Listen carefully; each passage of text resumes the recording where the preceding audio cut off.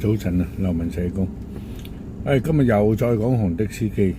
琴日我就係擺低個綠艇喺5號停車場，跟住就行去。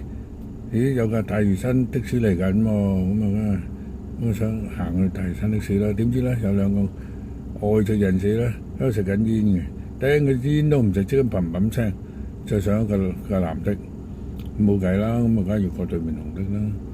哇！一上到個紅的個聲黑晒口面，跟住東涌係咪啊？喜來登福朋頂佢個肺，跟住佢話唔好講嘢，唔講嘢。我話乜撚嘢事啊？咩唔講嘢啊？你搞乜嘢啊？你咁燥，你專心揸車啦，唔該你。你排得港珠澳，你就預咗有機會去迪迪尼、去東涌噶啦。我都咩噶咯喎，想搭藍的噶喎，平啲啊，大佬，仲要搭綠的去唔到啫，仲要搭你個紅的咁貴，你做咩啊？你比起我愁啊？你傻噶？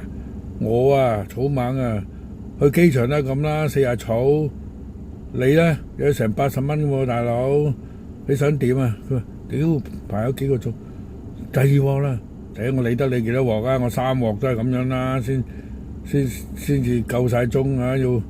要交車先衝翻出去，空車衝出去都咁啦，屌！你預咗噶啦，你排嗰度一係你食得鹹魚抵得渴，一係你就好似上次阿伯伯咁，佢唔入港珠澳，唔入機場，總言之我喺東涌嗰度入到去就都兜下，喺酒店擺下，咁有啲外籍可能出老尖咧，你自己策略錯誤啫嘛，戇鳩！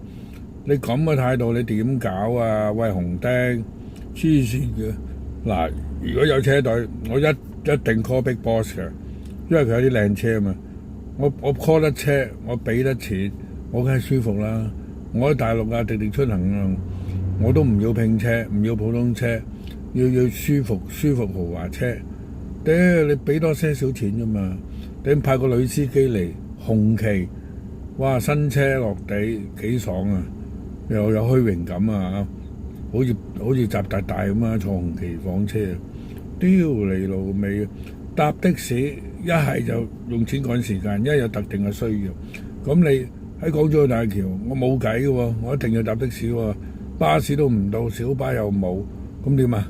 咁咪又係咁噶啦！你頂你嘅咁嘅態度，你咪撚揸啦！唔中意嘅就屌你老味，真係仆街啊！真係抵你啲的士狗死啦！雖然我都係揸緊架綠艇啊。